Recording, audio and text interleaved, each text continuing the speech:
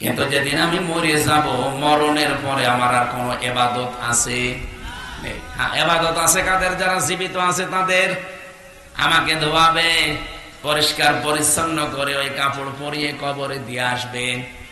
আর হাজি যারা, এই মানুষগুলো নিজেকে নিজে মেরে ফেলে, নিজে জীবিত অবস্থায় কাফনের ওই কাপড় পরে আল্লাহকে বলে, আল্লাহ আমি মরে গেছি, এখন আমার যে জীবন বাকি আছে এটা আমার বোনাস লাইফ। আমি তো মরে গিয়েছিলাম, বাকি এখন আমি এই যে 16 সালের পর থেকে যে বেঁচে আছি 25 সাল পর্যন্ত, এই 9 বছর আমার কাছে একটা বোনাস হায়াত। কি কথা বলছেন? ওখানে যাবার পরে তিনি কাবা শরীফ যখন ঘুরবেন, প্রথমেই বলা লাগে আল্লাহকে, আল্লাহ সেই বাংলাদেশ থেকে এই কাবা শরীফ 6000 কিলোমিটার দূরে, এত দূরে এসেছি আমি, তুমি আমার নামটা হাজিরা খাতায় লিখে নাও। আল্লাহ সঙ্গে সঙ্গে যেন আওয়াজ দেয়, ওই খবিরুল দাঁড়া, তোর নাম আমি হাজিরা খাতায় তুলে নেব যে তুই আমার বান্দা, আমার ঘরে হাজিরা দিয়েছিস, কিন্তু সাবধান, 3টা কথা আগে বল। ইন্নাল হামদা ওয়ান নি'মাতা লাকা ওয়াল মুলক। 1 নাম্বার আপনি হামদ বলতে পারতেন, তার আগে আলিফ লাম লাগিয়ে দিলেন কেন? এর আগে ইন্না লাগিয়ে গ্যারান্টি দিচ্ছেন ইন্নাল হামদা। এই আলিফ লাম আবার 4 প্রকার হয় আরবি গ্রামারে। আপনি যখনই বললেন ইন্নাল হামদা, যখন গ্যারান্টি দিয়ে দিয়েছেন যত রকমের প্রশংসা হতে পারে সব আমি তোমাকে দিলাম, আজকে থেকে আমার যত প্রশংসা আছে দুনিয়ায় কারো জন্য হবে না, সব তোমার জন্য। আমার মনে হয় এর ভেতরে সবকিছু চলে আসে। এরপরও আবার আর একটা কথা আপনার মুখ দিয়ে আল্লাহ বলে, এটা বল অন্যায়মাতা লাকা, আল্লাহ তুমি আমাকে যত নিয়ামত দিয়েছো আজকে থেকে সব আমি তোমার জন্য ব্যয় করব। আমার শরীরের শক্তি নিয়ামত কার? এটা আমি তোমার জন্য দেব আজকে থেকে। আমার যে যোগ্যতা আছে, আমার যে মেধা আছে, এটাও তোমার নিয়ামত, এইটাও তোমার জন্য আজকে থেকে ব্যয় হবে। আমার যে টাকা পয়সা আছে, ক্ষমতা আছে, প্রভাব আছে এলাকায়, এই নিয়ামত কার? আরো জোরে বলেন, এইটাও আমি তোমার জন্য ব্যয় করব। 3টা কথা। এখন আর একটা কথা স্পেশাল ভাবে বলা হয়, এই জন্য এর আগে দেখেন প্রথম 2টা কিন্তু ঠিক ছিল, ইন্নাল হামদা ওয়ান নি'মাতা লাকা পর্যন্ত শেষ। এরপরে আর একটা শব্দ আল্লাহ বলে স্পেশাল ভাবে, এটা বলা লাগবে ওয়াল মুলক। এর আগে আর লাকা নেই, এর আগে আর ইন্না নেই, আগে ওয়াল মুলক বল যে আমি রাজত্ব রাজনীতি যদি দুনিয়ায় কিছু করে থাকি আল্লাহ আমি তোমার জন্য করব। খবিরুল সাহেব গেছে আজকে আল্লাহর কাবা ঘরে, এই কথাগুলো কিন্তু বলছে। অবশ্যই ওনাকে এই 3 নাম্বার পয়েন্ট যেটা উনি বলবে, আল্লাহর কাবা সামনে নিয়ে অল মুলক, আল্লাহ রাজত্বের মালিক তুমি, এটা আমি বিশ্বাস করি। আল্লাহ বলেন এই 3টা কথা বললেই হবে না, বিদায় তাওয়াফ যেদিন করে 1.5 মাস পরে উনি আসবে, 45 দিন পর দেখবেন ওই দিন শেষ কথা বলা লাগে, আমি বলেছিলাম লা শারীকা লাকা লাব্বাইক, আল্লাহ আমি কিন্তু উপস্থিত হয়েছিলাম, আমি চলে যাচ্ছি, আমি এই কথা বলতে বলতে যাচ্ছি যে আমি মুশরিক না। মুসলিম শরীফের হাদিস, বিশ্বনবী জানিয়েছেন যে জিনিস তোমার না ওইটা যদি তুমি নিজের আয়ত্তে রেখে দাও, যেই দিন থেকে এই কাজ করলে ওই দিন থেকে তুমি আমার দলভুক্ত না। কিছু বুঝেছেন? যে জিনিস আপনার ছিল না ওইটা যদি আপনি নিজের আয়ত্তে নিয়ে নেন যে এটা আমার, অথচ জিনিসের মালিক আপনি না, যেই দিন এই কাজ করেছেন ওই দিন থেকে আপনি নবীর দলভুক্ত আর নেই, আপনি অন্য কিছু। বাংলার মুসলমানেরা যদি আপনি নবীর উম্মত হতে না পারেন বলেন, হয় আপনি খ্রিস্টান না ইহুদি। কথা বলেন না কেন? বাইরের দেশগুলোতে আমি গিয়েছিলাম, ইহুদিদের সাথে মিশেছি, জিজ্ঞাসা করেছি আপনার নাম কি? নাম যা বলে শুনে বোঝা যায় যেটা ইহুদির নাম।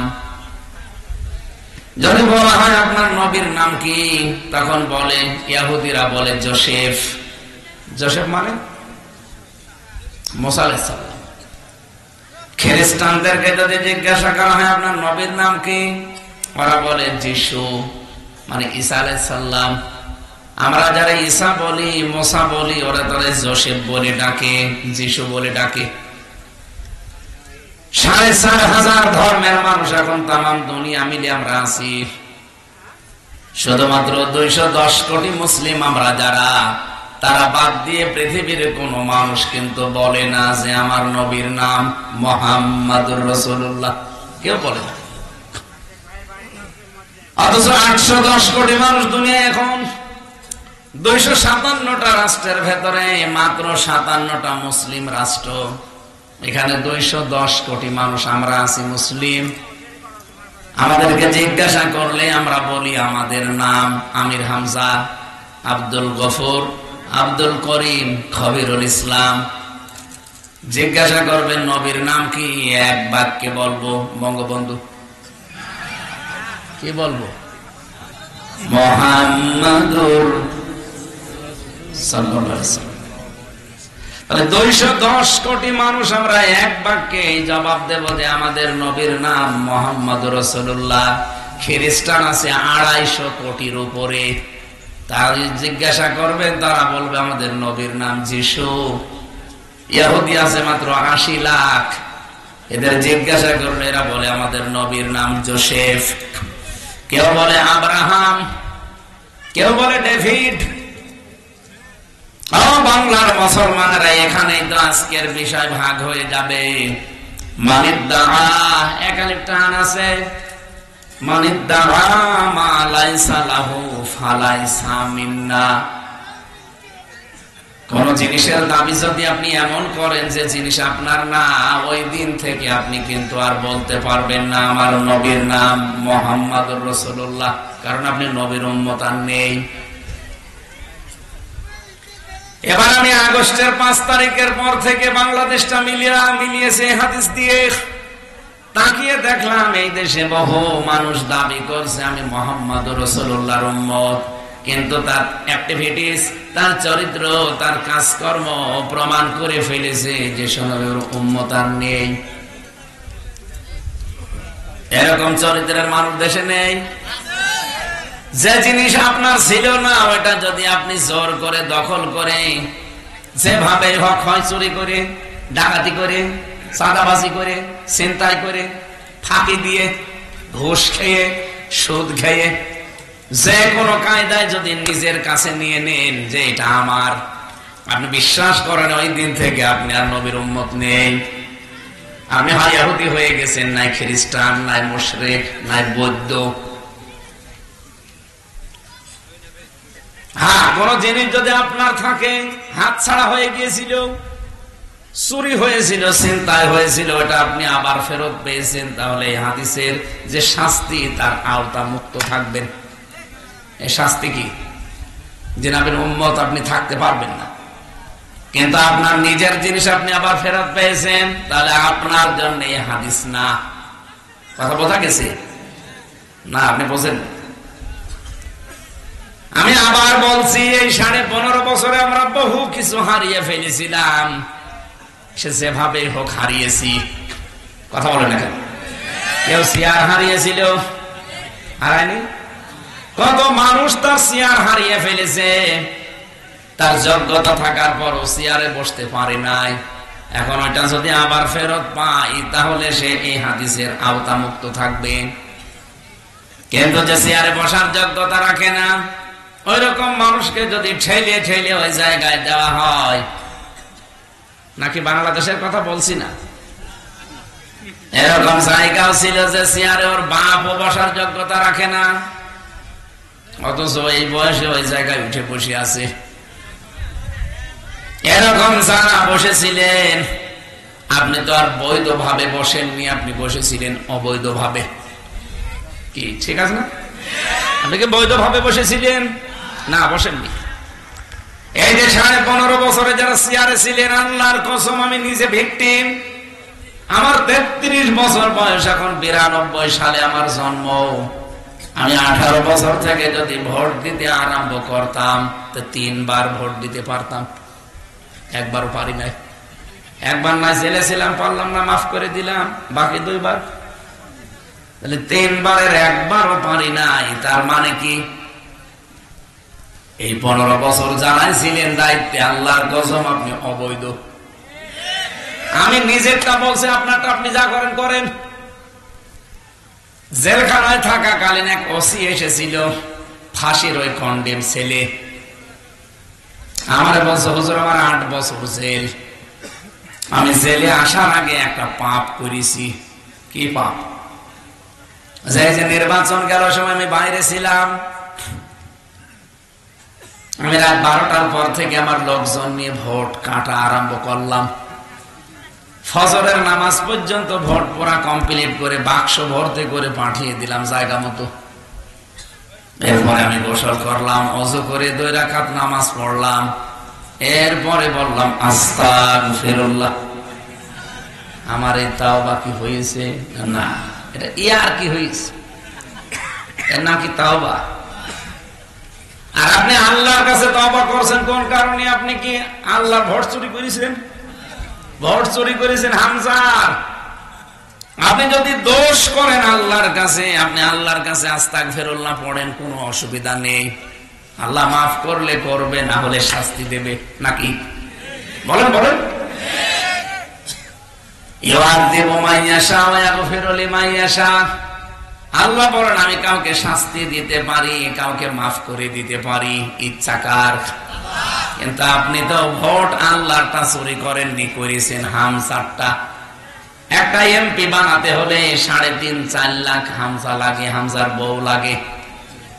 কি কথা বলেন না কেন? এই আদ্রায় রানীনগরে যিনি ছিলেন, এলোকে কমপক্ষে 3.5 থেকে 4 লাখ মানুষ ভোট দিয়ে তাকে এমপি বানাবে। অথচ আপনি সবার ভোট রাতের বেলা একাই নিয়ে নিলেন, দিনে করবেন তাও সে সহ্য ধৈর্য আপনার হয়নি। দিনের ভোট রাতে করে আপনি এখন 2 রাকাত নামাজ পড়ে বলছেন আস্তাগফিরুল্লাহ। তাওবা তো আপনার হয়নি। একটা কায়দা আছে তাওবা করার, হুজুর বলেন। এই 3.5 লাখ 4 লাখ মানুষের কাছে আপনি যাবেন, আপনার তো 8 বছর জেল। 8 বছর পরে আপনি ফেরত যাবেন তাদের কাছে, যে বলবেন যে আমি ভোট চুরি করেছিলাম, আমারে মাফ করে দেন। তারা যদি বলে ঠিক আছে মাফ করে দিলাম, যান, আপনি মাফ পাবেন। কারণ এটা হকুল্লাহ না, এটা হকুল ইবাদ। কিন্তু আফসোস আপনার জন্য আমার, আপনি 8 বছর জেল খাটার পরে বের হয়েছে, দেখবেন অনেক হামজা মরে গেছে।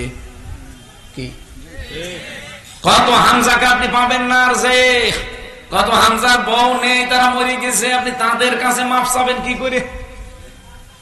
আমার সবচেয়ে বেশি খারাপ লাগছে 15.5 বছরে যারা দায়িত্বে ছিলেন, আমার অসুবিধা নেই, কিন্তু যে জোর করে মানুষের হক নষ্ট করেছিলেন, এই হকটা আপনি ফেরত দেবেন কি করে? কারণ তাদেরকে তো এখন আর পাবেন না। এই 15 বছরে অনেকেই কিন্তু মরে গেছে না, আপনি তাদেরকে পাবেন কি করে? আফসোস তো আপনার জন্য আমার এই জায়গায়। হ্যাঁ, আমার জীবনেও যদি এরকম হক বলে ইবাদ নষ্ট হয়ে থাকে, আমার জীবনের জন্য আমার এখন আফসোস। এই জন্য অবৈধ ভাবে যারা ছিলেন, আপনি জীবন যৌবন সব নষ্ট করে ফেলেছেন, আর শান্তি আপনি পেয়েছেন কিছুদিন। 15.5 বছরে যারা ছিল তারা কি শান্তি পায়নি? কথা বলে না, সুখ পায়নি? এই সুখটা কি বৈধ সুখ না অবৈধ? অবৈধ। আমি আমারটাই তো বলছি অবৈধ, আপনি আপনারটা চা করবেন করেন, আমার নিজেরটা বললাম আমরা অবৈধ, কারণ আমি ভোট দেইনি। এবারে 15.5 বছরে যারা অবৈধ সুখ ভোগ করেছেন, শান্তি পেয়েছেন, কোরআন বলছে কি ফাইন্না মা'আল উসরি ইসরা, ইন্না মা'আল উসরি ইসরা। এই পৃথিবীতে কেউ যদি একটা দুঃখ কষ্ট ভোগ করে, এই জন্য উসরুনের আগে আলিফ লাম দিয়ে আল্লাহ মারেফা করে দিয়েছেন নির্দিষ্ট। এর আগে আল্লাহ মা দিয়ে জানিয়েছেন, এর সাথে সাথে কি আছে? ইসরা। এর আগে আর আলিফ লাম নেই, এটা অনির্দিষ্ট নাকেরা। মুফাসসির তাফসীরে ফি জিলালিল কোরআনে সাজ্জাদ কুতুব জানাতে চেয়েছেন, আল্লাহ পাক বলেন একটা কষ্ট যদি কেউ দুনিয়ায় সহ্য করে তার সাথে আল্লাহ 70টা সুখ শান্তি লিখে রাখে। কিন্তু কোন মানুষ যদি একটা সুখ ভোগ করে দুনিয়ায়, আর সুখটা যদি হয় অবৈধ সুখ, একটা সুখের কারণে কমপক্ষে 70টা দুঃখ কষ্ট তাকে দুনিয়া আখিরাত মিলে ভোগ করা লাগবে। এবার আপনি বলেন তো, অনেকে সুখ পায় দুনিয়ায়, সুখটা কি বৈধ সুখ না অবৈধ? বৈধ ভাবে যদি সুখ পেয়ে থাকেন আমার কোনো প্রশ্ন নেই, কোনো কথা নেই। কিন্তু যদি সুখটা হয় অবৈধ সুখ, এই যে যারা পরকীয়া প্রেম করেন সুখ পায় না, শান্তি পায় না। শান্তি যদি না পাবে 2-3 ছেলে মেয়ে রেখে চলে যায় কি করে? তার মানে শান্তি সুখ অবশ্যই কিছু না কিছু পায়। এই সুখটা কি বৈধ সুখ না অবৈধ? আরো জনে বলেন। এক একটা অবৈধ সুখ যারা পাচ্ছেন আপনি লিখে নিতে পারেন কোরআনের আয়াত, কমপক্ষে দুনিয়া আখিরাত মিলে আপনাকে আল্লাহ 70টা দুঃখ কষ্ট ভোগ করাবে। এখানে ইন্না আছে। আর যারা অবৈধ সুখ একটা ভোগ করে যাচ্ছেন এভাবে, আপনার জীবনে তো কমপক্ষে 70টা অশান্তি ভোগ করা লাগবে।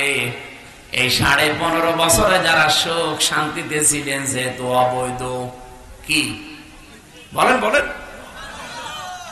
যারা এরকম সুখ পেয়েছেন ইউনিয়ন থেকে সংসদ পর্যন্ত, যেখানে যেখানে যারা দায়িত্বে ছিলেন, যারাই সুখে ছিলেন শান্তিতে ছিলেন, অবৈধ সুখে অবৈধ শান্তিতে, আপনার জীবনে এখন 70টা দুঃখ আসতেছে। আর আমরা যারা কষ্ট পেয়েছি একটা কষ্টের সুখ কয়টা? বলেন বলেন। হ্যাঁ, এখানে প্রশ্ন, কষ্ট পেলেই হবে না। কষ্ট যদি আপনি 3টা কারণে পেয়ে থাকেন, আপনার কষ্ট পাওয়া লাগবে আল্লাহর জন্য, রাসূলুল্লাহর জন্য, মানবতার জন্য। অনেকেই 3 কারণের বাইরেও কষ্ট পায়, এজন্য তাদের কষ্টের সাথে আল্লাহ সুখ এ কথা দেয়নি। যেমন হাসিনা কষ্ট পেয়েছিল যেদিন পালিয়ে যায়, কি পায়নি?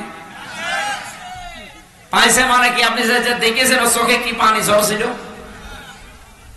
ওইভাবে কন্দন করে মানুষ। স্বামী মরে গেলেও মনে হয় মহিলা অত কন্দন করেনি, এত কান্না কেঁদেছে ওই দিন। তার মানে কষ্ট পেয়েছে। ওর কষ্ট কি আল্লাহর জন্যে, রাসূলুল্লাহর জন্যে, মানবতার জন্যে? কিসের জন্যে? পাপের জন্যে। বলেন। এজন্য আমরা যদি কষ্ট স্বীকার করি এই 3 কারণে, আল্লাহ, রাসূল, মানবতা, মাস্ট বি পৃথিবীতে আমাদের জন্য সুখ আসতেছে। কিন্তু এর বাইরে যদি কেউ কষ্ট ভোগ করে, তার জন্য কোন সুখের কথা কোরআনে আল্লাহ দেয়নি। আমার ভাইরা, আমি যে কথা বোঝাতে চাই এখান থেকে আপনাদের, মরণ যতদিন আমাদের কাছে এসে হাজির না হয় ততদিন আমাদের কোনো থামার জায়গা নেই। ইবাদত আমাদের করাই লাগবে।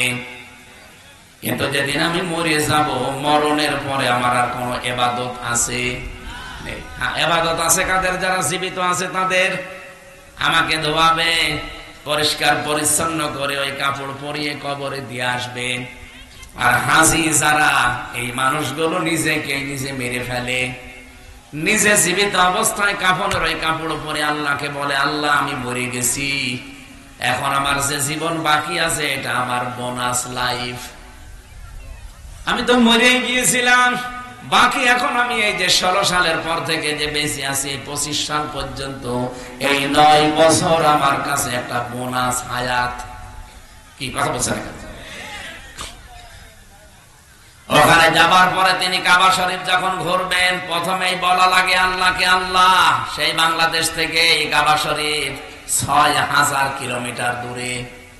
এত দূরে এসেছি আমি, তুমি আমার নামটা হাজিরা খাতায় লিখে নাও। আল্লাহ সঙ্গে সঙ্গে যেন আওয়াজ দেয়, ওই খবিরুল দাঁড়া, তোর নাম আমি হাজিরা খাতায় তুলে নেব যে তুই আমার বান্দা, আমার ঘরে হাজিরা দিয়েছিস।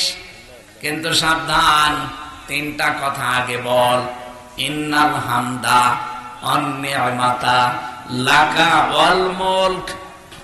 এক নাম্বার আপনি হামদ বলতে পারতেন, তার আগে আলিফ লাম লাগিয়ে দিলেন কেন?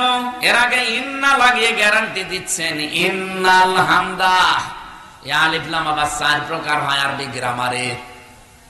আপনি যখনই বললেন ইন্নাল হামদা, যখন গ্যারান্টি দিয়ে দিয়েছেন যত রকমের প্রশংসা হতে পারে সব আমি তোমাকে দিলাম, আজকে থেকে আমার যত প্রশংসা আছে দুনিয়ায় কারো জন্য হবে না, সব তোমার জন্য।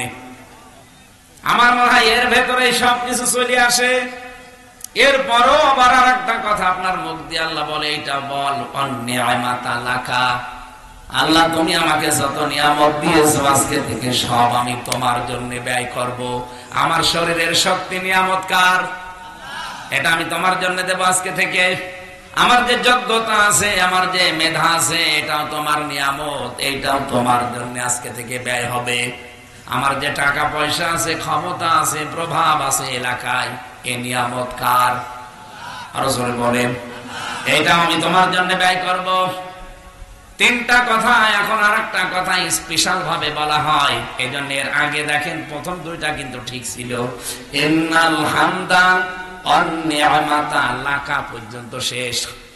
এরপরে আর একটা শব্দ আল্লাহ বলে স্পেশাল ভাবে এটা বলা লাগবে, অল মুলক। এর আগে আর লাকা নেই, এর আগে আর ইন্না নেই। আগে অল মুলক বল যে আমি রাজত্ব রাজনীতি যদি দুনিয়ায় কিছু করে থাকি আল্লাহ আমি তোমার জন্য করব। খবরুল সাহেব গেছে আজকে আল্লাহর কাবা ঘরে, এই কথাগুলো কিন্তু বলছে। অবশ্যই ওনাকে এই 3 নাম্বার পয়েন্ট যেটা উনি বলবে আল্লাহর কাবা সামনে নিয়ে, অল মুলক, আল্লাহ রাজত্বের মালিক তুমি, এটা আমি বিশ্বাস করি। আল্লাহ বলেন এই 3টা কথা বললেই হবে না, বিদায় তাওয়াফ যেদিন করে 1.5 মাস পরে উনি আসবে, 45 দিন পর দেখবেন ওই দিন শেষ কথা বলা লাগে, আমি বলেছিলাম লা শারীকা লাকা লাব্বাইক, আল্লাহ আমি কিন্তু উপস্থিত হয়েছিলাম, আমি চলে যাচ্ছি। আমি এই কথা বলতে বলতে যাচ্ছি যে আমি মুশরিক না। আমি কি না? এখন মুশরিক হয় মানুষ কি করলে? শিরিক করলে। বলেন বলেন, শিরিক কি? এক কথায় জবাব বলছি, শিরিক আল্লাহ যেটা পারে ওইটা অন্য কেউ পারে এই বিশ্বাস করার নাম শিরিক। এক কথা বলেন না? এই যে নারী কমিশন 318 পৃষ্ঠা লিখে জমা দিয়েছে, পুরাটা পড়লাম। 318 পৃষ্ঠায় আমি পুরাটা পড়েছি আজ 3 দিনে। আমার এই ছোট মাথার ভেতরে এসেছে ওরা 13টা কোরআনের আয়াতের উপরে হাত দিয়েছে। ভারতে 26টা কোরআনের আয়াতের বিরুদ্ধে ওরা কেস করেছিল, আর এরা 13টা কোরআনের আয়াতের উপরে হাত দিয়ে বলতে চায় যে এগুলো মানা যাবে না, এগুলো সব নারীদের বিরুদ্ধে। ওরা প্রথমে নিয়ে এসেছে যে মেয়েরা যারা দেহ ব্যবসা করে, এই যে যৌন কর্মী, এদেরকে শ্রমিকের মর্যাদা দেওয়া লাগবে, যে এরাও কাজ করে খায়। আরে ভাই, এটা যদি ডক্টর ইউনূস আজ মেনে নিয়ে এই দেশে জারি করে দেয় যে যারা দেহ ব্যবসা করে এরাও এক ধরনের শ্রমিক কর্মী। গত পরশুদিন গেল 1 মে 1886 সালে আমেরিকার শিকাগো শহরে এই দিবসটা পালন করা আরম্ভ হয়েছে, আজ পর্যন্ত চলছে। শ্রমিকের যে মর্যাদা কোথা থেকে আপনি কোথায় নিয়েছেন? দেহ ব্যবসা করা, জেনা করা, ব্যভিচার করা যদি এটা শ্রম দেওয়া হয়, কালকে ডাকাত যারা তারা বলবে আমরা কি শ্রম দেই না? ডাকাতি করা কি সহজ কাজ? ঘাম ঝরে যায়। চুরি করা সহজ কাজ? বলেন। তারাও তো কালকে পথে নেমে বলবে যে আমাদেরও শ্রমের মর্যাদা দেওয়া লাগবে, আমরা ডাকাত, আমরা চোর। কোরআনে কারিমে আল্লাহ রাব্বুল আলামিন জানিয়েছেন ফাইদা কুদিয়াতিস সালাতু ফান্তাশিরু ফিল আরদি ওয়াবতাগু মিন ফাদলিল্লাহ। নামাজ যখন শেষ হয়ে যাবে তখন জমিনে ছড়িয়ে পড়ো, আল্লাহর রিজিক, আল্লাহর অনুগ্রহ তালাশ করো। তাহলে শ্রমিক যারা, এরা কিন্তু ছোটখাটো বিষয় না। আল্লাহর নবী জানিয়েছেন, আল কাসিবু হাবিবুল্লাহ, যারা কাজ করে খায় এরা সাধারণ মানুষ থাকে না, এরা আল্লাহর বন্ধু হয়ে যায়। শ্রমিকের মর্যাদা এত বেশি, এত বেশি আল্লাহর নবী দিয়েছেন।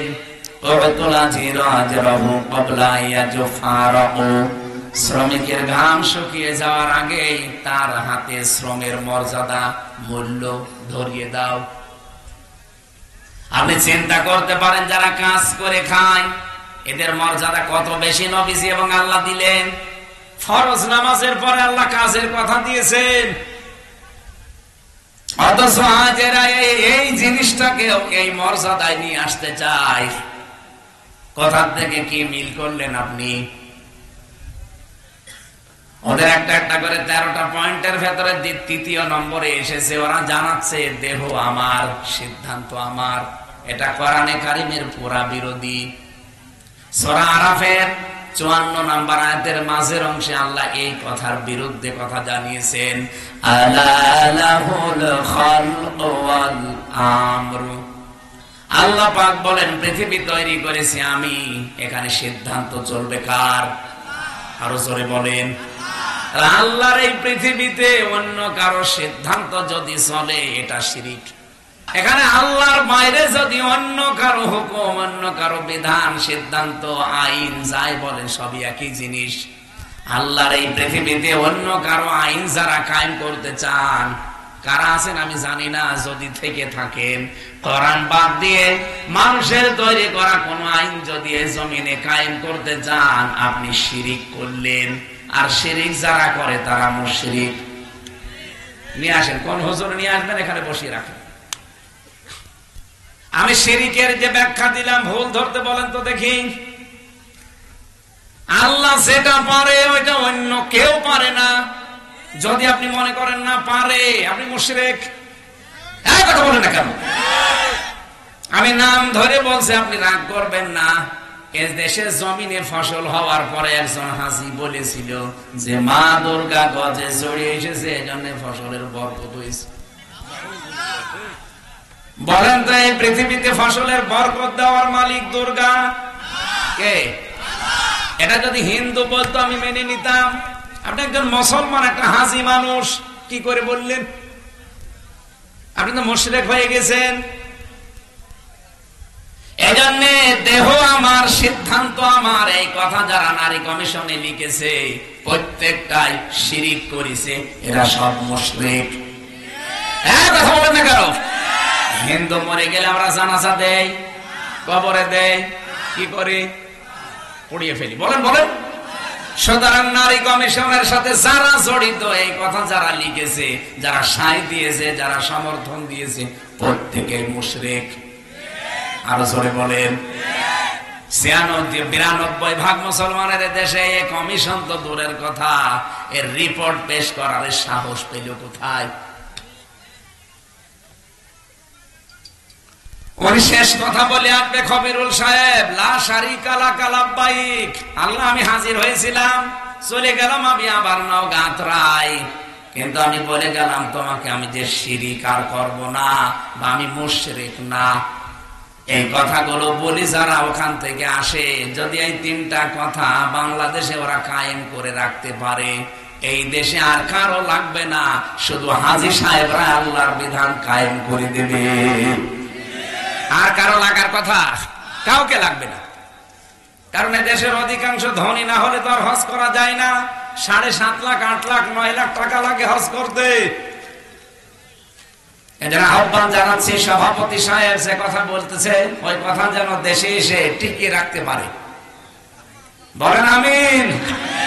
প্রধান অতিথি জনাব আলহাজ শেখ রেজাউল ইসলাম রেজু, যুগ্ম আহ্বায়ক নওগাঁ জেলা বিএনপি ও সভাপতি আত্রায় উপজেলা বিএনপি, আল্লাহ তার হায়াতে তাজ্জেবা সিহাতে কুল্লিয়া দান করেন। বলেন আমিন। এ মাহফিলে এতক্ষণ যারা আলোচনা রাখলেন, বিশেষ করে মাওলানা রেজাউল ইসলাম উজ্জ্বল, আপনাদের এলাকারই সন্তান, জনাব মাওলানা হোসেন মাহফুজ চুয়াডাঙ্গা, হাফেজ মাওলানা আব্দুর রশিদ, মাওলানা সাইফুল ইসলাম, নাম না জানা অন্যান্য ওলামায়ে কেরাম, আমার ডানে বামে যারা সম্মানিত ব্যক্তিবর্গ বসে আছেন, এতক্ষণ ধৈর্য এবং সহ্য নিয়ে যারা সামনে বসে আছেন এত রাত জেগে, মুসলমান ভাইরা, পর্দার আড়ালের সম্মানিত মা এবং বোনেরা, প্রিয় নওগাঁবাসী, আমরা আল্লাহর দরবারে শুকরিয়া, রাসূলের উপরে দরুদ আর সালাম পাঠ করে আমার নির্ধারিত একটা আয়াত পড়েছিলাম। কোন আয়াত যেন? সূরা মায়েদা 54 নম্বর আয়াত। আমার আজকের বিষয় ফিরে আসা। কি বললাম? ফিরে আসতে চান না আপনারা? আল্লাহ রাব্বুল আলামিন ঈমানদারকে ডাক দিয়ে বড় আদরে মহব্বতে এই কথাগুলো আমাদেরকে শুনিয়েছেন যারা আমরা ঈমানের দাবি করি। ইয়া আইয়ুহাল্লাযীনা আমানু, ওহে যারা ঈমানের দাবি করো, মাইয়ারতাদ্দা মিনকুম, এদিকে তাকান, তোমাদের ভেতরে কেউ যদি ফিরে যায় আন দীনিহি, আল্লাহর দিন থেকে। এখানে দিনের অর্থ প্রায় 15টা। আমরা একটা একটা করে তাফসীরে যাচ্ছি। আল্লাহ যে দিলেন আন দীনিহি, কেউ যদি ফিরে যায় তোমাদের ভেতরে আল্লাহর দিন থেকে। এখানে ইয়ারতাদ্দা শব্দটা বাবে ইফতিআল থেকে এসেছে, ইরতিদাদ। এর বাংলা অর্থ হচ্ছে হক থেকে বাতিলের দিকে ফিরে যাওয়া। এই পৃথিবীতে হক একমাত্র কে? বলেন বলেন। উনি যাদেরকে পাঠিয়েছেন তারাও হক। উনি পাঠিয়েছেন রাসূলুল্লাহকে, তিনি হক। উনি পাঠিয়েছেন কোরআন, কোরআন হক। কথা বলছে না কেন? আল্লাহ, রাসূল, কোরআন এগুলো বাদ দিয়ে যারা অন্য দিকে ফিরে যেতে চান, আপনি বিশ্বাস করতে পারেন আপনি কিন্তু এখন বাতিলের দিকে আছেন। আল্লাহ তাদের ধমক দিয়ে বলছেন, আমি কি করব জানো? যদি এরকম কেউ করে থাকে, ফাসাউফা ইয়াতিল্লাহ, এখানে ফাইল কর্তা আল্লাহ নিজে। আল্লাহ বলছেন অতি শীঘ্রই। আল্লাহ যদি সাউফা শব্দ না দিত তাও বাংলা অর্থ আমরা করে ফেলতে পারতাম। সাউফা দিয়ে ফা লাগিয়ে, ফা এ শব্দটা আগের কথা যদি কেউ জীবনে মিলাতে পারে, পরেরটা আল্লাহ পাক অবশ্যই কার্যকর করবে, এরকম অর্থ আসে। এই জন্য ফারবি গ্রামার অনুযায়ী 13টা অর্থে ব্যবহার হয়। আল্লাহ এখানে একটা অর্থে ফা ব্যবহার করেছেন। উনি জানাতে চাই অতি শীঘ্রই, খুবই তাড়াতাড়ি। ফাসাউফা ইয়াতিল্লাহু বিকওমিন, এমন একটা দল, এমন একটা জাতি, এমন একটা সম্প্রদায় আমি তৈরি করে দেব, ইউহিব্বুহুম ওয়া ইউহিব্বুনাহু, যারা আমি আল্লাহকে ভালোবাসে, আমি আল্লাহও তাদেরকে ভালোবাসবো। জোরে বলেন সুবহানাল্লাহ। এই আয়াতটা বাংলাদেশের জন্য যে কত কার্যকর আমি নিজে এখন টের পাচ্ছি। এই পৃথিবীতে কেউ যদি আল্লাহর দ্বীনকে বিধানগুলি দেখিয়ে ছোটা নাতা বিষয় তৈরি করে মন মতো কোন ফতোয়া সামনে নিয়ে এসে আল্লাহর দ্বীনের বিধান থেকে মুখ ফিরিয়ে চলে যায়, আপনি বিশ্বাস করতে পারেন আল্লাহ কিন্তু সিদ্ধান্ত নিয়ে ফেলেছেন অতি তাড়াতাড়ি এমন একটা জাতিকে, এমন একটা সম্প্রদায়কে, এমন একটা গোষ্ঠীকে, এমন একটা দলকে আল্লাহ আপনাদের মাথার উপরে চাপিয়ে দেবে, যারা আল্লাহকে মন দিয়ে ভালোবাসে, আল্লাহ তাদেরকে ভালোবাসে, বাসবে। ইউহিব্বু, এটা মজারে, বর্তমান, ভবিষ্যৎ, প্রেজেন্ট, ফিউচার। আমি নাম ধরে বলছি। এবার আপনাদের পাশে চাঁপাইনবাবগঞ্জ, এ জেলার স্বামী স্ত্রী 2 জন আমরা পেয়েছি, তারা শুধু ফতোয়াবাজি করছে। এরা মুফাসসিরে কোরআন। আপনি ফতোয়া যে দিচ্ছেন, ফতোয়া এই শব্দের অর্থ বোঝেন? আপনি কি মুফতি হয়ে পড়েছেন যে ফতোয়া দিচ্ছেন? যে কথাগুলো আপনারা ধর্মের নাম নিয়ে, কোরআনের নাম নিয়ে, আলেমের নাম নিয়ে বলেন, আপনি ফিরে যেতে চান ইসলাম থেকে অন্যদিকে যান, নিষেধ করি না, কিন্তু আপনি কাকে ভয় দেখান বলেন তো? ইসলাম কি এই দেশে আমির হামজার বাবার? কথা বলেন না কেন? এ দেশে যারা ইসলাম কায়েম করতে চায় তাদের বাবার না। আমরা যারা ইসলামের দেশে কায়েম করতে চাই, আমরা কেউ ইসলামের মালিক না, আমরা ইসলামের খাদেম। কি কথা বলেন না? কেউ যদি বলে যে আমি ইসলামের মালিক, ও কিন্তু শিরিক করছে। কারণ ইসলামের মালিক কে? নবীজি নিজেও ইসলামের মালিক ছিলেন না, উনি ইসলামের খাদেম ছিলেন। হযরতে নূহ আলাইহিস সালামের জামানা থেকে শুরু করে যেহেতু শরীয়ত পূর্ণাঙ্গ ভাবে নাযিল হওয়া আরম্ভ হয়, মুহাম্মদুর রাসূলুল্লাহকে আল্লাহ শরীয়ত যখন দিয়েছিলেন, দিন আর শরীয়ত, পৃথিবীতে যত নবী পাঠিয়েছেন সবার দিন ছিল এক, কিন্তু প্রত্যেকের শরীয়ত ছিল আলাদা আলাদা। কথা বোঝা গেছে না? বোঝেননি? পৃথিবীর যত নবী প্রত্যেকের দিন কি এক, কিন্তু শরীয়ত বিধিবিধানটা আলাদা ছিল। মুসা নবীর জামানায় কেউ যদি জিনা করত, ও নারী হোক পুরুষ হোক, বিবাহিত হোক অবিবাহিত হোক, যদি ধরা পড়ে যেত ওকে মেরে ফেলা লাগতো, এইটাই বিচার। আমাদের নবীর শরীয়তে ওইটা নেই। আমাদের নবীর শরীয়তে আছে কেউ যদি বিবাহিত অবস্থায় জিনা করে সাক্ষ্য প্রমাণে ধরা পড়লে মেরে ফেলা লাগবে। আর যদি অবিবাহিত হয় মেরে ফেলা যাবে না, বেত মারা লাগবে। কয়টা? 80টা। সূরা নূরের ভেতরে এগুলো আছে। এখন বলেন, মুসা নবীর শরীয়তটা আমাদের নবীর শরীয়তের চাইতে কি কড়া? কড়া ছিল না? অনেক কঠিন ছিল। মাঝখানে হযরত ঈসা নবীর শরীয়ত আবার একেবারে সোজা। আমাদের নবীর শরীয়তে কোন জায়গায় যদি নাপাক লাগে, ওই জায়গাটা পানি দিয়ে ধুয়ে ফেললেই পরিষ্কার হয়ে যাবে, পাক। মুসা নবীর শরীয়তে এটা ছিল না। কোন জায়গায় যদি নাপাক লেগে যেত, ওই জায়গায় খসিয়ে খসিয়ে চামড়া থেকে ফেলে দেওয়া লাগতো। কিন্তু ঈসা নবীর জামানার শরীয়ত আবার আলাদা। নাপাক লেগেছে এরকম মুছে ফেললে শেষ।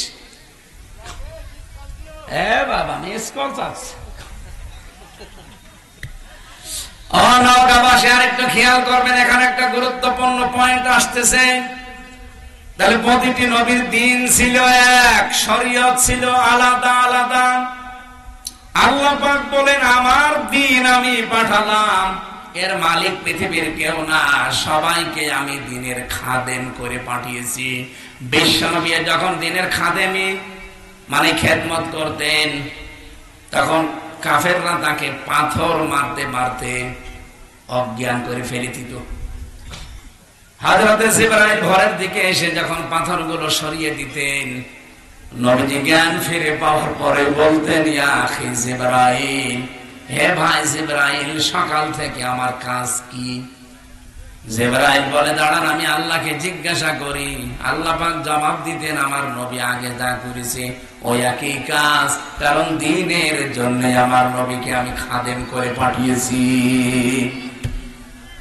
তাহলে দিন হচ্ছে আল্লাহর, পৃথিবীর কেউ দিনের মালিক না। আপনি আজ কার নাম নিয়ে দিন থেকে ফিরে চলে যেতে চান? ভয় দেখান। এ বাংলাদেশে অনেককে আমরা এখন দেখতে পাচ্ছি, ওরা দিন থেকে ফিরে চলে যাচ্ছে।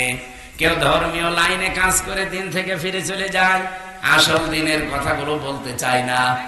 কেউ জেনারেল ভাবে চলতে গিয়ে আল্লাহর দিন থেকে ফিরে চলে যেতে চায়। জান, কিচ্ছু করতে পারবেন না। আল্লাহ অতি শীঘ্র এমন একটা দল তৈরি করে দেবে, আল্লাহ জানে সাউফা দিয়েছেন। খুব তাড়াতাড়ি এমন একটা দল আমি বানিয়ে দেব, যারা আমাকে ভালোবাসে, আমি আল্লাহ নিজে তাদেরকে ভালোবাসবো। আর তাদের গুণ কি? এই যে একটা নতুন একটা দল আল্লাহ বানিয়ে দেবে, যখন দেখবে মানুষ দিন থেকে মুখ ফিরিয়ে চলে যাচ্ছে। বলেন তো, বাংলাদেশে দিন থেকে মুখ ফিরিয়ে যাওয়া মানুষের অভাব আছে?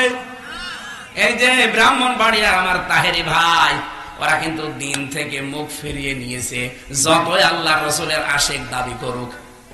কারণ তারা যে জিকির বানিয়েছে দিনের ভেতরে, এটা দিনের ভেতরের জিকির না। ওরা ইয়ালি বাবা, শালি বাবা, কেল্লা বাবা, ফতে বাবা এই জিকির করে, এটা দিনের ভেতরে আছে। বলেন বলেন, ওরা দিন থেকে ফিরে চলে গেছে। 48,000 পীর এই দেশে, অনেক পীর আল্লাহর দিন থেকে, ইসলাম থেকে অলরেডি বের হয়ে গেছে। কে কথা বলা লাগবে? এরকম রাজশাহী বিভাগে নেই। জেনারেল ভাবে যারা আল্লাহর দিন কায়েম থেকে মুখ ফিরিয়ে চলে যাচ্ছেন বিভিন্ন সোতা নাতা বানিয়ে, যে এদের দোষ আছে। কিসের দোষ? এরা 54 সালে অপরাধী, এরা 47-এর অপরাধী, এরা 71-এর অপরাধী। আপনি দেন এই দোষগুলো তাদেরকে দিয়ে আপনি মুখ ফিরিয়ে নিচ্ছেন, তো তাদের থেকে না, আপনি মুখ ফিরিয়ে নিচ্ছেন দিন থেকে। কথা বলা লাগবে। আপনি 47 বলেন, 54 বলেন, 71 বলেন, 24 বলেন, যারা দিনের কথা বলে দিন কি তাদের বাবার? আপনি যে তাদের থেকে মুখ ফিরিয়ে নেওয়ার নামান্তর হিসাবে আল্লাহর দিন থেকে দূরে সরে যাচ্ছেন, আপনি টের পাচ্ছেন? আপনার যদি তার কাজকর্ম অ্যাক্টিভিটিস পছন্দ না হয়, দিনের জন্য আপনি নিজে খাদেম হয়ে লেগে পড়েন, তারপরও দিন থেকে যদি ফেরত চলে যান, তাদেরও কিছু করতে পারবেন না, আল্লাহর তো কিছু পারবেনই না। মাঝখান থেকে আল্লাহ কি করবে? হঠাৎ একটা দল তৈরি করে দেবে যাদের ভেতরে 3টা গুণ থাকবে। এখন দেখেন আপনার ভেতরে ওই গুণ আছে কিনা। যদি থাকে তাহলে বুঝবেন আল্লাহ ওই দলের ভেতরে আপনাকে শামিল করেছে, যাদেরকে আমার আল্লাহ সামনে অনুমাক্কিনা লাহুম ফিল আরদ, জমিনের শাসন ক্ষমতা হাতে তুলে দেবে। এ নির্দেশ আমি বানালাম না, এটাকে আমি বানালাম। যেহেতু ফাসাফায়াতিল্লাহু বিকওমিন, অতি শীঘ্র এমন একটা দল আমি বানাবো, তৈরি করব, যে দল আমাকে ভালোবাসে, আমিও তাদের ভালোবাসি। তাদের কাজ কি? ইযাতিল্লাতিনা আলাল মুমিনিনা আইজ্জাতিন আলাল কাফিরিন। তারা নিজেদের ভেতরে দেখবেন রহম দিল হবে, দয়ার্দ হবে, নম্র দিল হবে, বিনম্র হবে নিজেদের ভেতরে পারস্পরিক, কিন্তু কাফেরদের বিরুদ্ধে তারা হবে বজ্রকণ্ঠ কঠিন। এই গুণ বাংলাদেশে আপনি নিরপেক্ষ দৃষ্টি দিয়ে বলেন তো, এই গুণটা এখন কার ভেতরে পাওয়া যায়? আপনি বলবেন, আমি কিন্তু আপনাকে জিজ্ঞাসা করছি, অন্যদিকে যাবেন না। আপনি দেখেন কাফেরদের প্রতি এই দেশে কারা কঠোর, আর মুমিন নিজেদের যারা ইমানদার, এই এদের ভেতরে মুমিনদের সাথে তাদের আচরণ একেবারে নিজের আপন ভাইয়ের মতো। আমি নিজে দেখেছি, আমি কোরআন মাথায় নিয়ে বলতে পারবো, এই বাংলাদেশে যারা একামতে দিনের দায়িত্ব পালন করে, যারা একামতে দিনের কর্মী, বাড়ি আমার কুষ্টিয়ায়, আপনার বাড়ি রাজশাহী, জীবনে আপনার সাথে আমার দেখা নেই, প্রথম দেখা হয়েছে। আপনার প্রতি মহব্বত, ভালোবাসা, বিনম্র আচরণ আমি করি এই কারণে, কারণ আপনি দিন কায়েমের কর্মী, আমিও দিন কায়েমের কর্মী। আমার আপন ভাইয়ের সাথে এত মহব্বত আমার নেই, কারণ সে দিনের কর্মী না। আপনার সাথে মহব্বতটা তৈরি করে দিয়েছে আমি নিজে না, আল্লাহ। আজিল্লাতিন আলাল মুমিনিন, এই গুণটা সারা বাংলাদেশে বার একটা চোখ বোলান কার ভেতরে পাবেন বলেন? এই দেশে এখন 73টা দল কাজ করছে, জেনারেল আর ইসলামী দল মিলে। আমার নিজের দেখা আমি এইটা পেয়েছি, এই দেশে শুধুমাত্র যারা একামতে দিনের দায়িত্ব পালন করে তাদের ভেতরে। আপনি যদি অন্য কারো ভেতরে পেয়ে থাকেন বলেন, আমি সেখানে মুরিদ হব বলেন। আমি তো বাস্তব ওয়াজ করছি, আমি জানি সবার মন আমি পাবো না, আমার মন পাওয়ারও দরকার নেই। কোরআনের কথা বলতে গিয়ে নবীজি যদি 3 বছর জেলে থাকতে পারে, দেশ ছাড়া হতে পারে, আমি তো চুনোপুটি। আপনি যতই রাগ করেন, আল্লাহ যেহেতু সিদ্ধান্ত নিয়েছেন, যেহেতু ফাইল কর্তা আল্লাহ এখানে নিজে, ফাসাফায়াতিল্লাহু, আমি আল্লাহ নিজে করব বিকওমিন, এমন একটা জাতি দল তৈরি করে দেব তোদের উপরে, ইউহিব্বুহুম ওয়া ইউহিব্বুনাহু, আমি আল্লাহকে যারা ভালোবাসবে আমি নিজেও তাদেরকে মহব্বত করব, ভালোবাসবো। তাদের প্রথম গুণ এইটা, তারা নিজেদের ভেতরে রহম দিল হবে, ভালোবাসা, পরস্পর মহব্বত, দয়ার্দ হবে, স্নেহশীল, স্নেহময় হবে। কিন্তু তারা কাফেরদের প্রতি বড় ভয়ঙ্কর, কঠোর। নারী সংস্কার করার জন্য কমিশন বানিয়ে ওরা যা করেছে, যেহেতু ইসলামের বিরুদ্ধে। আপনি দেখেছেন এই দেশে ইসলাম পন্থী যারা, আমি নাম ধরে বলছি, বাংলাদেশ জামাতে ইসলামের আমির ডাক্তার শফিকুর রহমান অলরেডি ঘোষণা দিয়েছে, এই কমিশনের নিয়ম নীতি মানা দূরের কথা, এই কমিশনই মানি না। যেহেতু তারা সব মুশরিক, কাফের হয়ে গেছে, আল্লাহর বিধানের বিরুদ্ধে অবস্থান নিয়ে, এই কাফেরদের দেওয়া নীতিমালা মানা দূরের কথা, আমরা ও কমিশনই মানি না। এরপরও যদি আমাদেরকে কেউ বাধ্য করায়, আগস্টের 5 তারিখ কিন্তু শেষ হয়ে যায়নি, আবার আসতেছে। কথা বলে না কেন? আবার আসতেছে না? মাত্র আর 2 মাস পরে আগস্ট শুরু হয়ে যাবে। এটা মে চলছে, জুন জুলাই, মাত্র 2 মাস। আশা করবো এরকম যারাই নিয়ম নীতি সামনে বানাবে তারা যেন থেমে যায়। আমরা কিন্তু নিজেদের ভেতরে, আপনি মনে করেন এত নরম হুজুর, নরম হতে পারি, কাফেরদের বিরুদ্ধে আমরা গরম। আগস্টের 5 তারিখের পরে নিজেদের ভেতরে আমাদের যে মহব্বত, ভালোবাসা, নরম দিল, স্নেহময় ছিলাম, কিন্তু কাফেরদের প্রতি আমরা কড়া বরাবরই। দিন যত যাবে কাফেরদের সাথে কোনো আতাপ, কোনো পরামর্শ ওদের আমাদের দরকার নেই। আর এর পরেরটা একটু ঝামেলা আছে। আল্লাহ পাক বলেন ইউজাহিদুনা ফি সাবিলিল্লাহি ওয়ালা ইয়াখাফুনা লাওমাতা লাইম। তারা জিহাদ করতে থাকবে। ইউজাহিদুনা এটা মোজারে, বর্তমান, ভবিষ্যৎ, প্রেজেন্ট, ফিউচার। এখন যেমন করছে ভবিষ্যতেও করতে থাকবে। কার রাস্তায় করবে? জিহাদ, যুদ্ধটা, এই সংগ্রাম চালিয়ে যাবে, লড়াই চালাবে আল্লাহর জন্য। তাহলে লড়াই কিন্তু চলতেই থাকবে। আর আল্লাহর এই পথে লড়াই করতে গিয়ে, সংগ্রাম করতে গিয়ে, আন্দোলন করতে গিয়ে আল্লাহ বলেন ইয়াখাফুনা লাওমাতা লাইম। তারা ভয় পাবে না। ওয়ালা ইয়াখাফুনা লাওমাতা লাইম। দুনিয়ায় কোন তিরস্কারকারীর তিরস্কারকে তারা পাত্তাই দেবে না। কত ভয় আমাদেরকে দেখিয়েছে এই দেশে যারা ইসলামপন্থী মানুষ, কত রকমের উল্টা পাল্টা কথা তাদের নামে ছড়িয়েছে। ভয় পাওয়া তো দূরের কথা, পাত্তাই দেই না। আপনি কি মনে করছেন একবারে এসে আমি এখানে বসে পড়েছি? কত ঘাত প্রতিঘাত এই 33 বছরের উপরে গেছে আপনি জানেন। আমার মতো মানুষকে ওরা রাজাকার পর্যন্ত চালাতে চেয়েছিল, শুধু বয়সে পারে নাই। হ্যাঁ, চট্টগ্রামে যাচ্ছিলাম ফেনীতে মাহফিলে, অলরেডি আমি কুমিল্লা 14 গ্রাম পার হয়ে চলে গেছি। ওসি আমারে কল দিয়ে বলছে হুজুর কোথায়? এই তো ফেনী ঢুকতেছি। হুজুর আপনি আর আসবেন না কেন? সকালবেলা 4 জন লোক এসেছিল, আপনার নামে কমপ্লেন দিয়ে গেছে থানায়, লিখিত অভিযোগ যে আপনি নাকি কুষ্টিয়ার চিহ্নিত রাজাকার। আমি ওসিরে বললাম স্যার আপনি কি আমাকে কোনোদিন দেখেছেন?